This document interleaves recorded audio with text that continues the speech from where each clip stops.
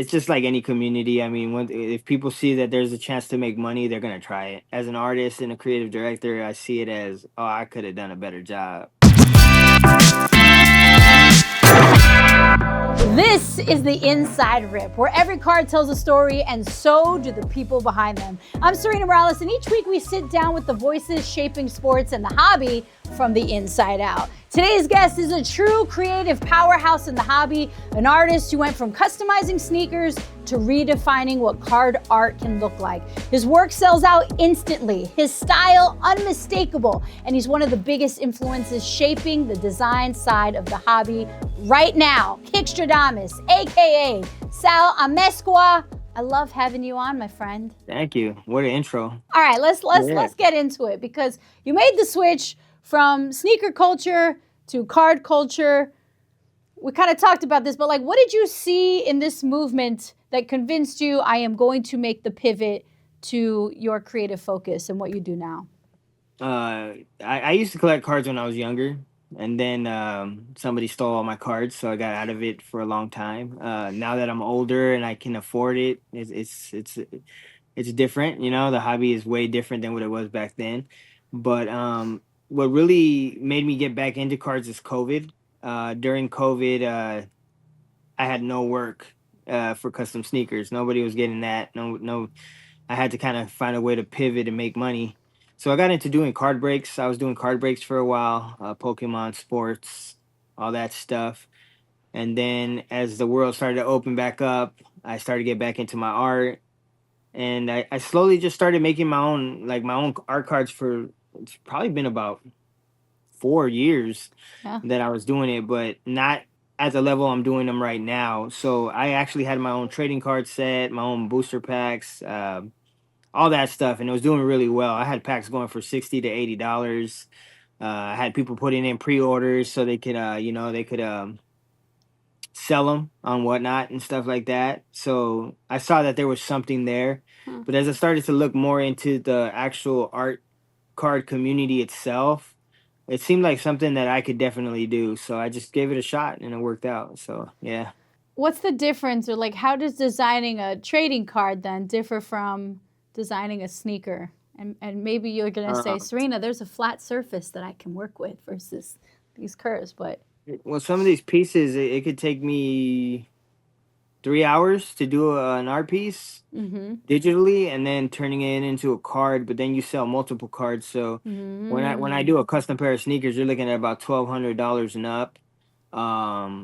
But that will take about a week to finish.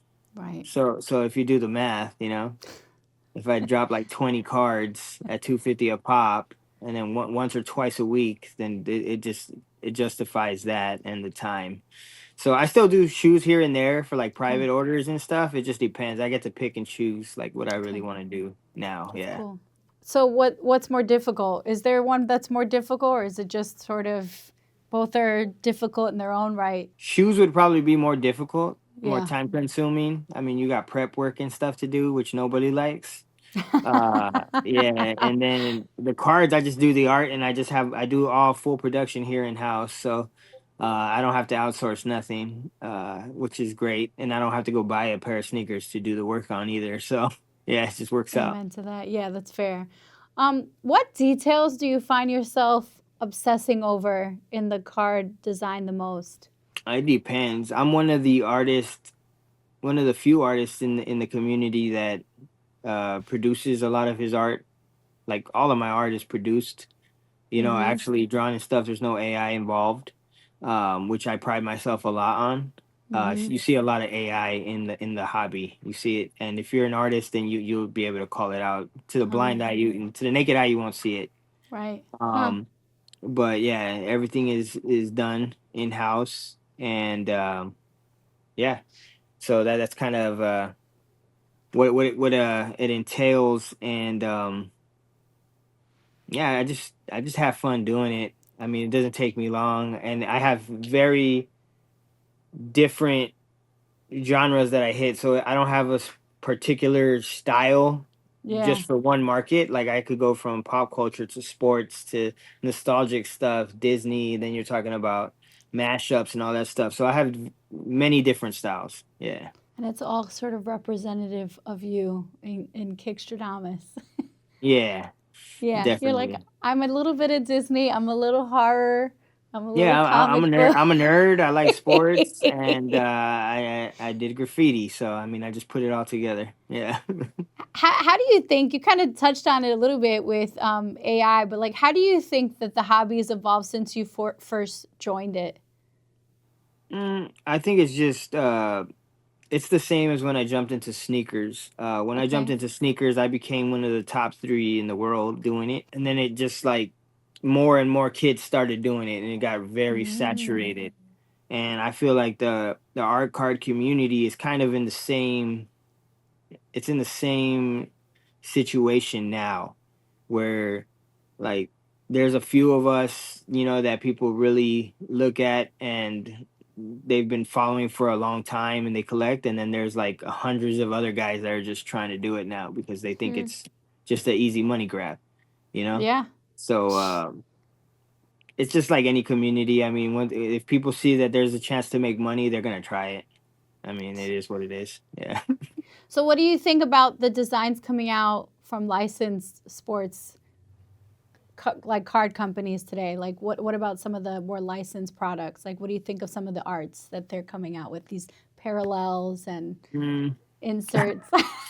Well, Let's as an get it. artist, Let's hear it. that I'm As like an a art. create. I'm a creative director. Anyway, so I'm kind of hard on stuff like that, Yeah. because when I look at something like as an artist and a creative director, I see it as, oh, I could have done a better job on Mm-hmm. that, or it could be like, oh, that's fire.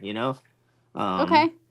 it So, depends. I really like the Prism manga this year. okay. I really Okay. like that. I don't like some of the past years. That's why Okay. when you see my manga drops that I do, like I'm dropping one today, Ooh. Tom Brady one. And when I do the manga drops, I try to get very detailed and I try to bring it to life and like, but still at the same time connect with the player and the team. So Hmm. yeah, it's a little different. But this year's I really liked. So if one of the major companies approached you to redesign a premium case hit, a Kaboom, a downtown, something iconic, which card would you want to reimagine and design? I really like the manga because that's just Yeah, I right was up my like, alley. I like the manga and I like the what is Kaboom it about stuff. the yeah, what is it about the manga specifically that you like? It's just the art. A lot of my art is, and the crazy part is I don't really watch much anime, but Okay. growing up, I was drawing a lot of Dragon Ball. I was drawing a lot of anime characters because it's really cool. It's really cool to look at. There's no way I would have the time to watch 1,000 episodes of an anime today. So, but I'm familiar with the storylines and the characters and stuff, so it makes it fun. But seeing that taken into like Prism and stuff like that is really Hmm. cool. So yeah, I enjoy those. In November, a Tom Brady one of one green Kaboom sold for $660,000. Why do you think that card went for so much when it had no auto and no relic, and it also was not a rookie card? It's because it was a Kaboom, right? Kabooms are super rare and hard to hit, and of course, like I said earlier, he's the goat. So I mean, it kind of is what it is. For that much. Like you guys said, he might not be the most athletic, but he's the GOAT, man. He has the most rings, and he left. People doubted him, and he won again in Tampa Bay. So it's just crazy. I mean, he proved everybody wrong, and I honestly don't even like the way it looks. Patty Mahomes is not catching that dude, not anymore. Most people who chase cards, right, they want the auto, they want that relic, they want something like a napkin, a piece of the player's jersey, a shield. This sold for $500,000. No auto, no nothing, and no rookie adjacent comparable. I It's a mean, it Kaboom. just goes to show you, where the hobby's at right now. Hmm. Um, it's an interesting time because all the old school stuff, the rookies from back in the days and stuff, that they're up there, right? But like a Yeah. lot of the new modern stuff, it doesn't seem to be where it was at a little while ago. Um, but then you got people like Brady and stuff like that. They're always gonna sell. But like I Hmm. said, it just goes to show like he's a goat. Like you can't even say he's not the goat. Like I mean, the card went for that much. Like you said, it's Okay. not a rookie card. It is what So it it is. It's about the combination of Tom Brady being Tom Brady and a rare card, even if it had nothing to do with, And you even if said it it was didn't the have an green auto. one? Yeah, green Kaboom. It was a one of one, but Oh, well, for there you six go. hundred and sixty thousand dollars. I mean, the way people see it in the car community also is they set the market there. So, like, now everything else rises, right? All the other kabooms are going to go up. Yeah, So, yeah. What sectors or product categories do you think are working best for you right now? Disney, Pokemon stuff, Yeah. the nostalgia stuff for sure.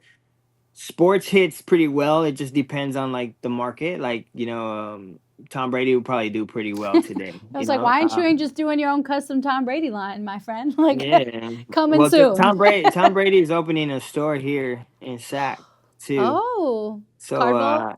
Okay. there's a possible collab partnership coming down the line. So I'm Okay, staying well, optimistic on that one. okay, Yeah. cool. So just depending on sports, I know you've had you designed that really cool Otani, which we can pull up here, but like Oh, that that one's fun. Otani, the cherry blossom Otani that you designed, like There's what even there's goes into that thought process?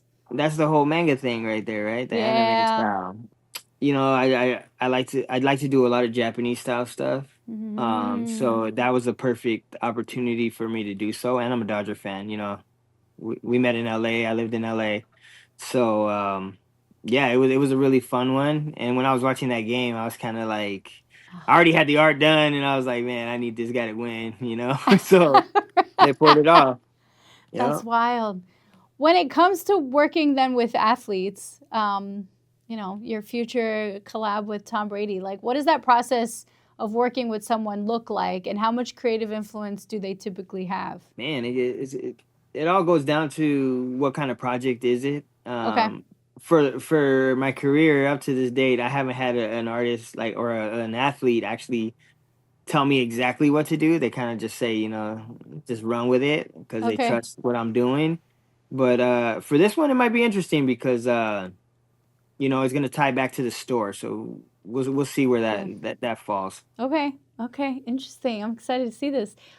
When it's all said and done, what do you want your long-term legacy to be in the hobby? I like to inspire and really motivate the new generation and artists that don't really have that visibility or shine. Because something that I'm very big on and that I've done a lot through this past year with the art cards is collaborate with smaller artists that I feel have a lot of potential and they're very Okay. talented, but they don't have that visibility, and kind of help them with my platform and put them on. So it's worked out for probably about 3 or 4 artists so far. So look at you being a nice dude out there in these streets.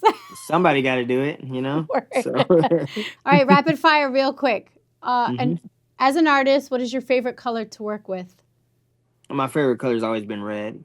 Red. Ooh, Yeah. fiery. Biggest business or artistic mistake you've made? I don't know. It probably had to date back to when I was doing shoes and learning. Oh, yeah. It's the whole God. learning process, really. Yeah. What, like just the wrong paint that wouldn't stay on a cleat or a Just not sneaker? prepping correctly, all that Oof. stuff. You gotta learn. Like, I didn't have any. The problem was that nobody helped me. I had to learn everything on my own, and that's why I like to kind of mentor these new guys. If you could work with any celeb or artist, athlete, who would you want to work with and why? Man, I work with so many. If I had to choose today, Mm-hmm. it's crazy. I mean, it'll probably have to be Tom Brady because I've already worked with Yeah. Luka, LeBron, Curry. I've worked with all those guys, so I think it'll have to be Tom Brady. So hopefully that falls through the This way it falls needs to. through? Yeah, Oh my hopefully it goes gosh. the way it's supposed to. Yeah. I hope this is exciting. We're putting it there, putting it out there. Hmm. Finally, I want to emphasize the we and we the hobby. Sal, do you have that card that I mailed to you? I have this box right here. Yeah, you do. Can you open up that Pantheon Saber box? Yes, I can. This is our repack. So yes, please open up that Saber Pantheon box. Slide it open, and I'm excited to see. I Oh, asked you this before is who crazy. your favorite athlete was. That is a 1968 Panini Campioni dello Sport. That's an iconic Wow, early European release showcasing Muhammad Ali, who is that's still crazy. identified as Cassius Whoa, Clay. where's that? There you go Look at that. on the card. I mean, Man, this that's is like, old school. yeah, it is. Why is he your favorite? I think I asked you before, like, who was your favorite athlete? And you, without hesitation, Muhammad Ali. Man, everything that he had to overcome, you know, Mm. and he also has to go down as one of the greatest athletes. We didn't even bring him in, but this guy, I mean, if you're talking about athletic and everything, is crazy. This is the first super old car that I've ever owned. This is Oh, really? crazy. That's so Yeah, exciting. Yeah, because you're yeah. all, you're like creating all the new stuff. This is the old school You can stuff. see how old school this is. It's crazy. Maybe this inspires your Vintage. next piece at all. I haven't done like mini cars in a long time, so yeah, There maybe. you go. Came All here right. first. Oh, Sal, I appreciate your time, man. Of Let course. enjoy that car. The hobby is for everyone. We're so glad you're a part of it. Nominee for the Hobby Awards, and the December 18th. We'll find out if We'll you see. won your award. Awesome. Thank you guys so much. Thank you.